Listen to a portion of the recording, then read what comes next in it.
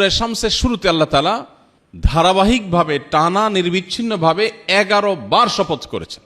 কি এমন গুরুত্বপূর্ণ কথা যেটা বান্দাকে বলার জন্য আল্লাহ তাআলা 11 বার শপথ করেছেন।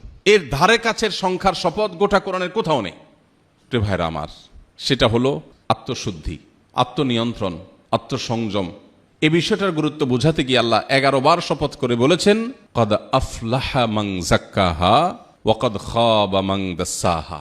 যে নিজেকে পরিশুদ্ধ করতে পারলো, নিজেকে পবিত্র করতে পারলো। তার অভ্যাস ছিল মিথ্যা বলা, কিন্তু সে ছেড়ে দিয়েছে। তার ব্যবহার খারাপ ছিল, কিন্তু সে ব্যবহারটাকে ভালো করার চেষ্টা করে সফল হয়েছে, নিজেকে শাসন করেছে। তার মধ্যে লোভ ছিল, মোহ ছিল, সে নিজেকে নিয়ন্ত্রণ করতে পেরেছে। তার বদভ্যাস ছিল মোবাইলে হারাম জিনিস দেখা, সে সেখান থেকে বেরিয়ে এসেছে। তার বদভ্যাস ছিল হারাম জিনিস শোনা, সে সেখান থেকে সরে এসেছে, ট্র্যাক চেঞ্জ করেছে, জাহান্নামমুখী পথ থেকে জান্নাতমুখী পথে এসেছে। কদ আফলাহা মান যাক্কাহা।